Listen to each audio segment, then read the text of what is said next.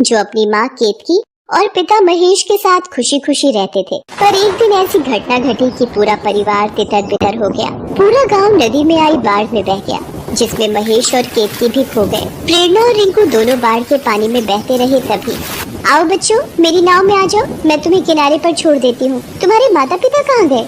तुम दोनों बिल्कुल अकेले हो। मैं तुम्हें इधर उधर नहीं भटकने देना चाहती। यहाँ गांव में मेरी बेटी सुजाता रहती है। आज से तुम दोनों उसी के घर में रहोगे। आपका बहुत बहुत शुक्रिया नानी माँ। रिंकू, हम इन नानी माँ के साथ चलते हैं। अनाथ है, मैं तेरी देखभाल के लिए लाई हूँ। अब तो इनसे ही सारे काम करवाना और एक वक्त की रोटी दे देना। पड़े रहेंगे किसी कोने में। माँ, तुम देखने में तो बड़ी भोली भाली हो, पर हो मेरी ही माँ। अच्छा फंसाया इन चूजों को। कौशल्या बच्चों को छोड़ना और रिंकू से ही घर का काम करवाती थी। बेचारे बच्चे कुछ बोल नहीं पाते थे। एक दिन सुजाता का पति किशन बोला, सुजाता, पहले तो तुम्हारी माँ इन मासूम अनाथ बच्चों को बहाने से अपने साथ यहाँ लाई और तुम इनसे सारा घर का काम करवाती हो। थोड़ा तो भगवान से डरो। तुम अपने काम से काम रखो, बीच में मत पड़ो। पता नहीं ये दोनों अभी तक लौटे क्यों नहीं। बाजार गए तो इन दोनों को बहुत देर हो। ये लो बच्चों, माता रानी का प्रसाद। अंकल, आज कोई त्योहार है क्या? यहाँ पंडाल क्यों सजा हुआ है? बच्चों, आज से माँ दुर्गा का नवरात्रि उत्सव आरंभ है, जो 9 दिन तक चलेगा। अंकल, हमें ये प्रसाद रोजाना मिलेगा? हाँ बेटा, ये पंडाल 9 दिन तक सजा रहेगा और यहाँ पर माँ दुर्गा की पूजा और आरती की जाएगी। दीदी, तुम्हें याद है माँ और बाबूजी भी नवरात्रि व्रत रखते थे और नवमी पूजन में हम पूरी हलवा चने का प्रसाद खाते थे। हाँ रिंकू, और माँ कहती थी कि जिनकी माँ नहीं होती उनकी दुर्गा माता माँ होती है। हम रोजाना इस पंडाल में इनकी पूजा करने आए। पर घर पहुँचते ही सुजाता का गुस्सा 7वें आसमान पर होता है। कहाँ थे अब तक तुम दोनों? मेरी माँ तुम्हें इसलिए यहाँ नहीं छोड़ गई कि तुम दोनों भाई बहन मुफ्त की रोटियाँ तोड़ो। अगर एक काम में ही घंटों लगा दोगे तो पूरा दिन घर का काम कौन करेगा? अब तुम दोनों को पूरे दिन खाने में सिर्फ एक रोटी मिलेगी। चलो जाओ, काम करो। दीदी, सुजाता आंटी बहुत गंदी है। उन्होंने बोला था वो हमें माँ की तरह प्यार करेंगी, पर वो हमें बिल्कुल भी। सुजाता उन दोनों को भूखा रखती थी, मगर पंडाल में मिले भंडारे को खाकर प्रेरणा और रिंकू अपनी भूख मिटा लेते थे। एक दिन, ये तुम दोनों रोजाना कहाँ जाने लगे हो? आंटी, वो हम माँ दुर्गा के पंडाल में नवरात्रि पूजन के लिए जाते हैं।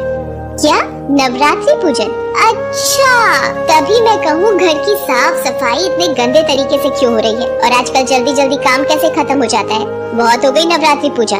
तुम अनाथ बच्चों की नवरात्रि पूजा तो मैं करवाती हूँ। आज से कहीं भी आना जाना बंद। अब से 2 दिन तक एक बूंद पानी भी नहीं मिलेगा और चुपचाप सारा काम करोगे।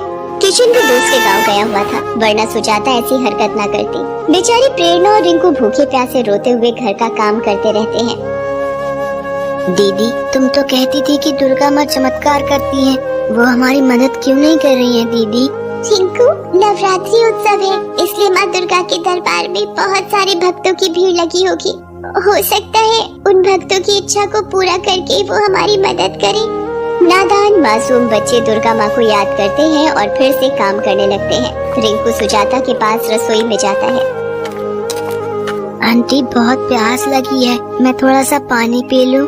कोई पानी रोटी कुछ नहीं मिलेगा, जा यहाँ से। रिंकू वहाँ से चला जाता है। तभी आहा, गर्मा गर्म हलवा और पूरी खाने का अलग ही मजा है।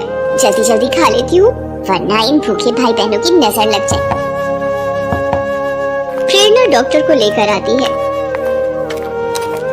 डॉक्टर मरहम पट्टी कर देता है और दवाइयाँ दे जाता है। प्रेरणा और रिंकू सुजाता की बहुत देखभाल करते हैं। सुजाता ये सब देखती है तो उसकी आंखों में आंसू आ जाते हैं। 2 दिन बाद नवमी का पूजन था। किशन भी वापस आ जाता है। सुजाता बच्चों से बोली, प्रेरणा, रिंकू, बच्चों तुम मुझे बता रहे थे कि आज नवरात्रि की समाप्ति का दिन है।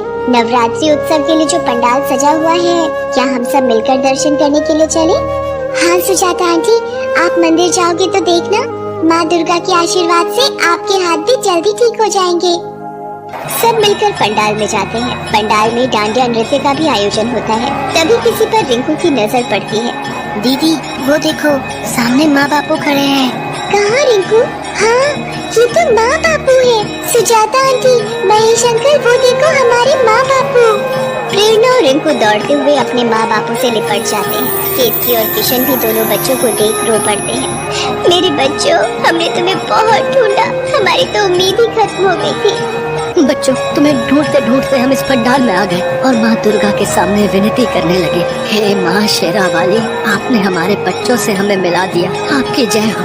प्रेरणा और रिंकू अपने माता पिता से सुजाता और महेश को मिलवाते हैं। माँ दुर्गा के आशीर्वाद से प्रेरणा और रिंकू को अपने माता पिता वापस मिल गए थे। नवरात्रि उत्सव में माता पिता के वापस मिल जाने से प्रेरणा और रिंकू की खुशियाँ वापस लौट आई थी। कुछ समय बाद सुजाता भी एक बच्चे को जन्म देती है। शायद प्रेरणा और रिंकू के साथ उसके अच्छे व्यवहार के कारण माँ दुर्गा ने उसकी झोली भी